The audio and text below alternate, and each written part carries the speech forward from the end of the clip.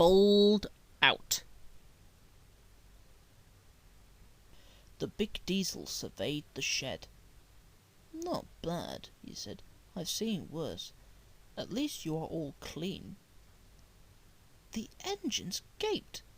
"It's not your fault," he went on, "but you are all out of date. Your controller should scrap you and get engines like me. A fill of oil, a touch on the starter, and I'm off, with no bother, no waiting. They have to fuss around you for hours before you're ready." At last the engines found their voices. An inspector had to come and stop the noise. They held an indignation meeting early next morning round the turntable. "Disgraceful," rumbled Gordon. "Disgusting," said James. "Despicable," spluttered Henry. "To say such things to us," burst out Dalton Douglas. "It's to teach him a lesson we be wanting." But no one had any good ideas, and at last they all went off to work, except for Duck and Stepney. "Never mind," said Duck. "We'll be sure to think of something." "We'll have to be quick then," warned Stepney. But their chance came sooner than they expected. Diesel purred comfortably. He was being warmed up well before time. An inspector watched the fitter making adjustments. The wind tugged at the inspector's hat. The fitter replaced the air intake cover. "Okay, mate," he said. Diesel saw his coaches waiting at the platform. He rolled proudly towards them. "Look at me, Duck and Stepney," he purred. "Now I'll show you something." He advanced a few yards, then suddenly he coughed, faltered, choked, and stopped. The inspector, meanwhile, had seen nothing of this. He was looking for his hat. "Can we help you at all?" asked Duck and Stepney sweetly. Diesel seethed with baffled fury as they pushed him back to the shed.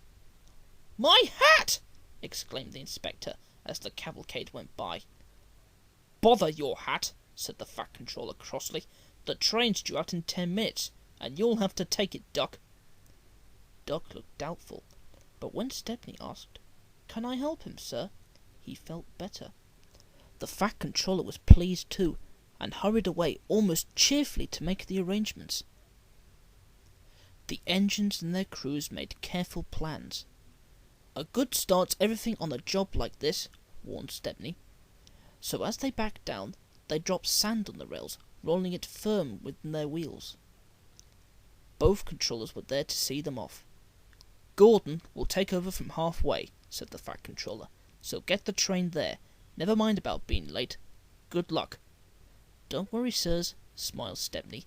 "We'll get there, and be early too." They stood waiting, sizzling with excitement, ready and eager to be off. At last the guard's flag waved. The engines dug their wheels into the sand and gave a mighty heave. "Come on! Come on!" puffed Duck, while Stepney barked excitedly in front. Moving carefully over the points, they reached the open line. "Now for a sprint!" whuffed Stepney. "I'm ready when you are," puffed Duck. Faster and faster they went, till their wheels were turning at such speed that their side rods were merely blurs. Under clear signals they whizzed through Edward Station and charged at Gordon's Hill beyond. They felt the drag of their 15 coaches here. It was hard work. But once over the top, the last 10 miles were plain running, and they swept into the big station in fine style. "Hello," said Gordon. "You're early. That's one of the headlamp for old Diesel. Have you heard the latest?" He chuckled. "Diesel had sucked the inspector's hat into his air pipe. That's why he broke down.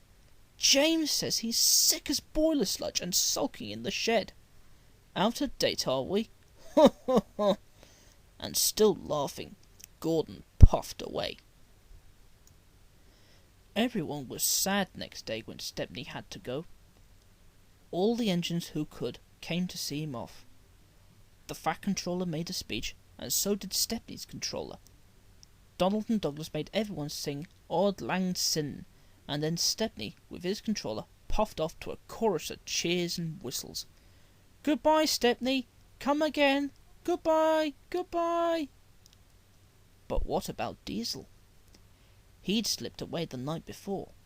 He said goodbye to no one, but left two things behind: the nasty smell of bad manners, and a battered bowler hat.